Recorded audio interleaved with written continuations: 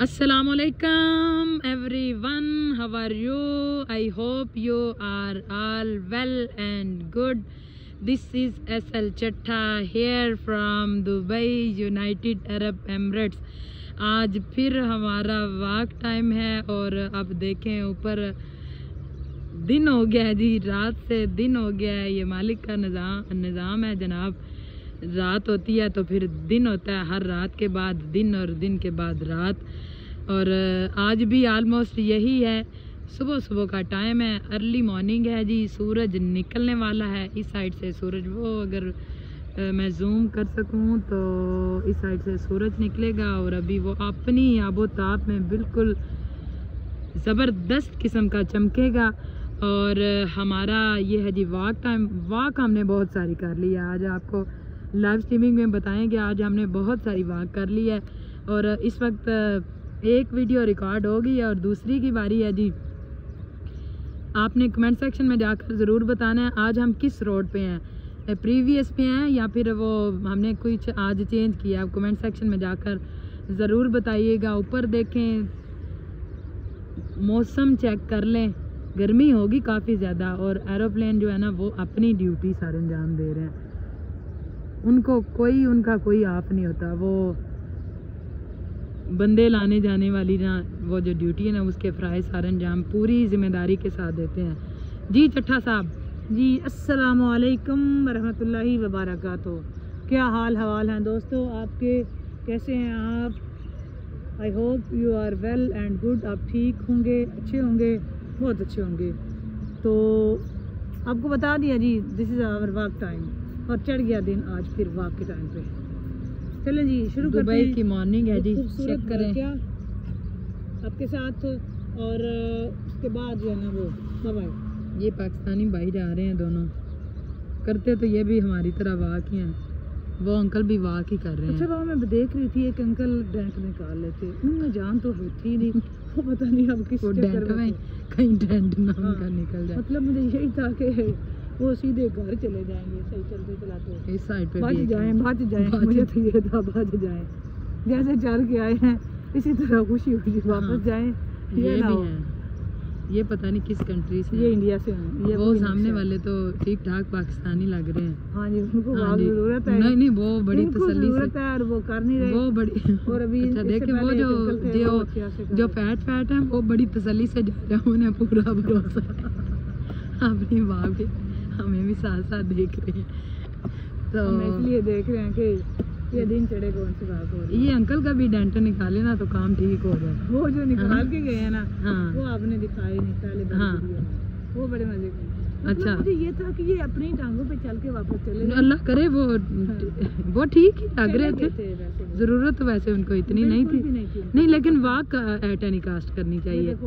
हाँ, ये देखें, ये अपनी ड्यूटी पे है ना। पकड़ लिया मैंने इसको।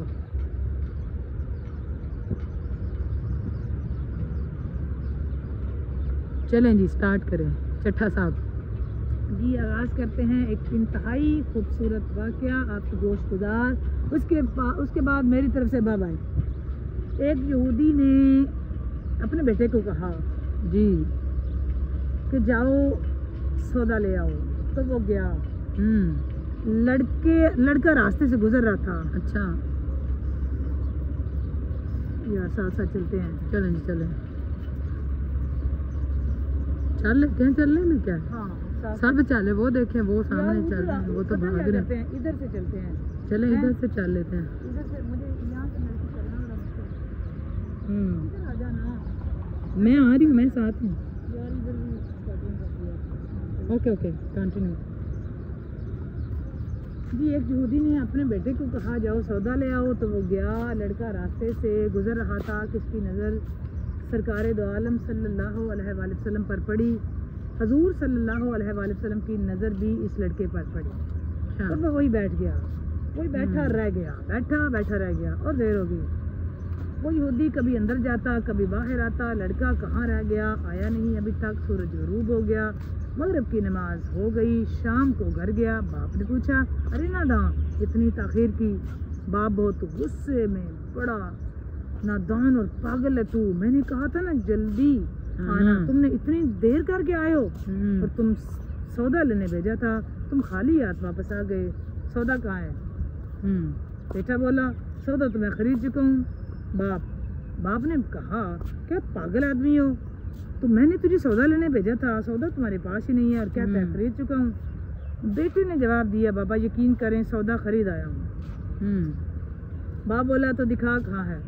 बेटे ने कहा काश तेरे पास वो आँख होती तो तुझे दिखाता। मेरा सौदा क्या है मेरे बाबा, मैं तुम्हें क्या बताऊँ, मैं क्या सौदा खरीद लाया हूँ।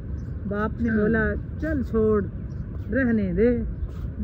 बेटे ने कहा काश तेरे पास नीचे देख के आँख होती तो तुझे मैं दिखाता। अच्छा अब बाप ने भी छोड़ दिया, बच्चा क्या क्या कहूँ। अच्छा जी, अब लड़के ने क्या किया, लड़का रोज़ सरकार दो आलम सल्लल्लाहु अलैहि वसल्लम की खिदमत में बैठने लगा। वो उसका यहूदी का अकेला बेटा था, बहुत प्यारा था, इसलिए कुछ न कहता। कुछ दिनों बाद लड़का बहुत बीमार हो गया, काफ़ी दिन बीमार रहा, इतना बीमार हुआ कमज़ोरी इतनी हो गई करवट लेना मुश्किल हो गया और फिर करीब और मर्ग हो गया। यहूदी बहुत परेशान हुआ, फिर भागा सरकार दो आलम सल्लल्लाहु अलैहि वसल्लम की बारगाह में और बोला मैं आपके पास आया हूँ, आप तो जानते हैं कि मैं यहूदी हूँ, मुझे आपसे कोई इत्फाक नहीं है, मगर मेरा लड़का आपको दिल दे बैठा है और करीबुल मर्ग है, आपको दिन रात वो याद करता है। क्या मुमकिन है आप अपने दुश्मन के घर आकर अपने माशूक आशिक को एक नज़र देखना पसंद करेंगे? क्या ये आरज़ू पूरी हो जाएगी? क्या वो मरने से पहले आपका दीदार कर ले? वो किसी और चीज़ की आरज़ू नहीं कर रहा। तो आप सल्लल्लाहु अलैहि वसल्लम ने फरमाया मैं जाऊंगा या नहीं जाऊंगा? आपने फरमाया अबू बकर उठो, फारूक आज़म से कहा आप भी उठें, मौला अली अलैहिस्सलाम से फरमाया आप भी उठें, जनाब उस्मान गनी भी आएँ, बाकी भी जो सब हैं चलें, आपके आशिक का आखिरी दीदार हम भी कर लें। अपना दीदार इसे देते हैं, आखिरी लम्हा है, आंखें बंद करने से पहले इसे हम कुछ देना चाहते हैं, चलो चलते हैं। यहूदी के घर पहुँचे तो लड़के की आंखें बंद थीं। सरकार दो आलम सल्लल्लाहु अलैहि वसल्लम का सरापा दोस्तों करम ही करम, लड़के की पेशानी पर आप सल्लल्लाहु अलैहि वसल्लम ने क्या भत्था क्या मेहरबानियाँ, जब अपना दस्ते अक़दस रखा लड़के ने की आँख खुल गई, जैसे उसको ऐसे लगा जैसे ज़िंदगी लौट आई है। इश्क के अपने खेल होते हैं दोस्तों, जो सादा लोगों की समझ में नहीं आ सकते। जिसमें ताकत आ गई, ना तवानी में जवानी आई, आंखें खोली, रूह मुस्तफ़ा पे नज़र पड़ी, हल्की सी चेहरे पर मुस्कुराहट आई, लब खुल गए, मुस्कुराहट फैल गई। तो सरकार दो आलम सल्लल्लाहु अलैहि वसल्लम ने फरमाया अब कलमा पढ़ लो। लड़का अपने बाप का मुंह तकने लगा तो वो यहूदी बोला मेरा मुंह क्या तकता है? अबुल कासम मोहम्मद बिन अब्दुल्ला जो कहते हैं कर लो। लड़का बोला या रसूल अल्लाह सल्लल्लाहु अलैहि वसल्लम मेरे पास तो कुछ भी नहीं। आपने फरमाया बस तुम कलमा पढ़ो, मैं जानूं और जन्नत जाने, तुम मेरे हो जाओ, जन्नत भी तो मेरी है ना।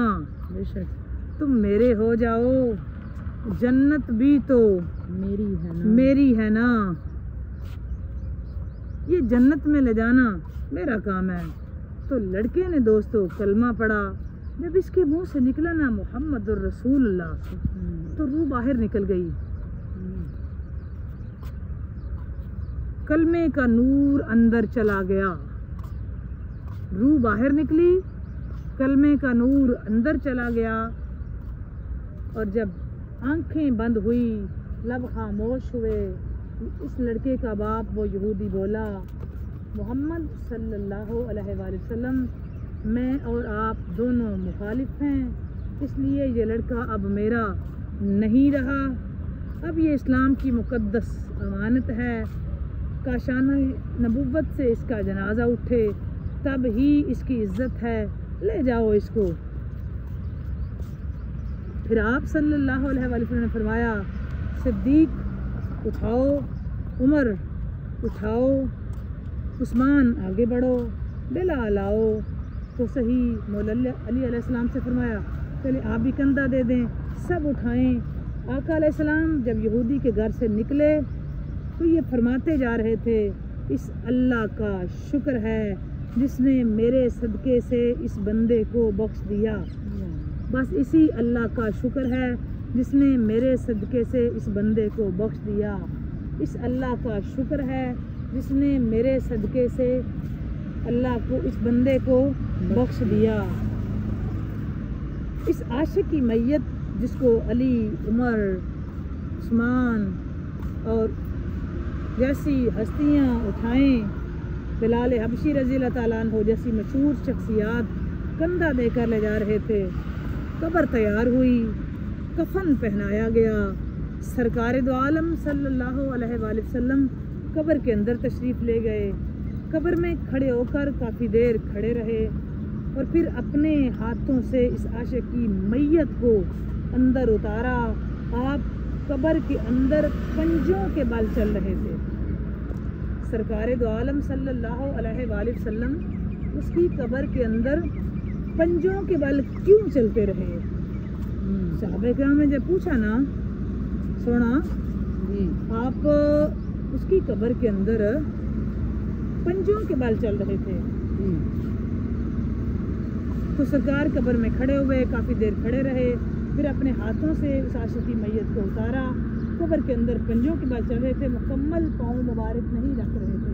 मतलब कि जिसको आप कहते हैं ना कि जस्ट एड़ियाँ नहीं रख रहे थे, जस्ट अपने पाँव के जो पंजा मुबारक होता है ना, सरकार की बात कर रही हूँ, तो सिर्फ वो रख रहे थे।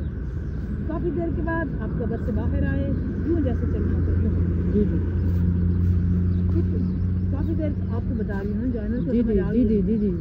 काफ़ी देर के बाद आप कब्र से बाहर आए तो चेहरा पर थोड़ी जर्दी छाई थी, थकन महसूस हुई जी। सहाबा-ए-किराम पूछते हैं या रसूल अल्लाह सल्लल्लाहु अलैहि वसल्लम, ये क्या माजरा है? पहले तो ये बताएं कि आप सल्लल्लाहु अलैहि वसल्लम ने कब्र में पाँव मुबारक मुकम्मल क्यों नहीं रखा? तो आप सल्लल्लाहु अलैहि वसल्लम पंजों के बल क्यों चल रहे थे? तो करीम आका सल्लल्लाहु अलैहि वसल्लम ने फरमाया, कब्र के अंदर बेपनाह फरिश्ते आए हुए थे, इसलिए मुझे जहाँ जगह मिलती थी मैं पंजा ही रखता था, पाँव रखने की जगह नहीं थी। मैं नहीं चाहता था किसी फरिश्ते के पाँव पर मेरा पाँव आ जाए। फिर सहाबा ने पूछा, आप कब्र के अंदर क्यों गए? हमें कहते हम चले जाते। तो सरकार दो आलम सल्लल्लाहु अलैहि वसल्लम ने दोस्तों जो जवाब दिया ना, वो मेरे और आपके समझने के लिए काफ़ी है। हाय हाय। सरकार ने फरमाया कि मैंने इस लड़के को बोला था तेरी कब्र को मैं जन्नत बनाऊंगा, तेरी कब्र को मैं जन्नत बनाऊंगा। तो अब इसी कब्र को जन्नत बनाने कब्र के अंदर चला गया था।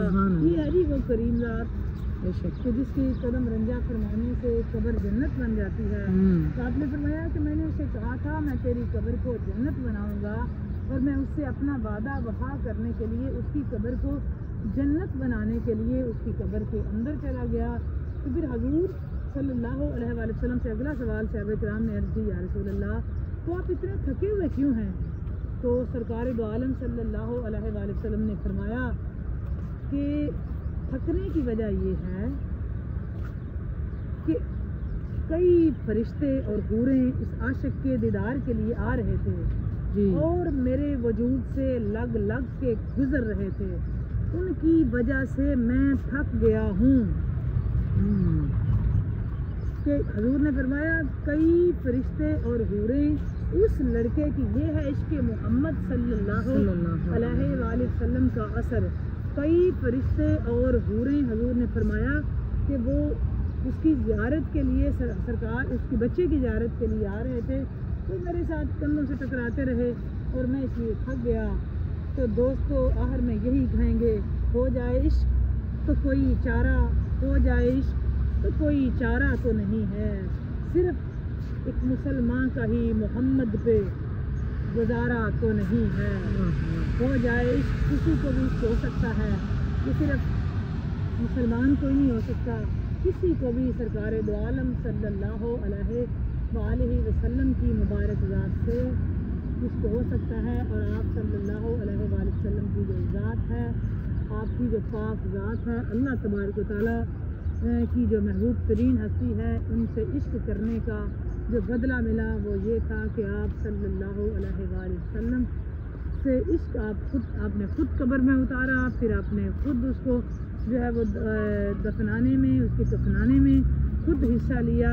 आप सल्लल्लाहु अलैहि वसल्लम ने फरमाया कई फरिश्ते इस लड़के को देखने आए थे, इस वजह से उस लड़के के ज़िम्मे कोई अमल नहीं था, एक ही था कि वो इश्क करता था आप सल्लल्लाहु अलैहि वसल्लम से सच्चा, और आखिरी वक्त पे सरकार ने उसको कलमा पढ़ाया था और उसके बाद उसका विसाल हो गया, वो उसकी रूह कफ़े अंतरी से प्रवास कर गई। इतना सा काम था। सच्चा इश्क होता है ना तो आपकी मंजिल बदल देता है, ये ध्यान में रखें। लेकिन हो किसी ऐसी हस्ती से जो खुद मंजिल बदलना जानती हो, सरकार ने फरमाया मैंने वादा किया था तेरी मैं कब्र को जन्नत बनाऊंगा, सो मैंने बना दी। आज के लिए इतना ही, मिलते हैं जी अपनी लाइव स्ट्रीमिंग में।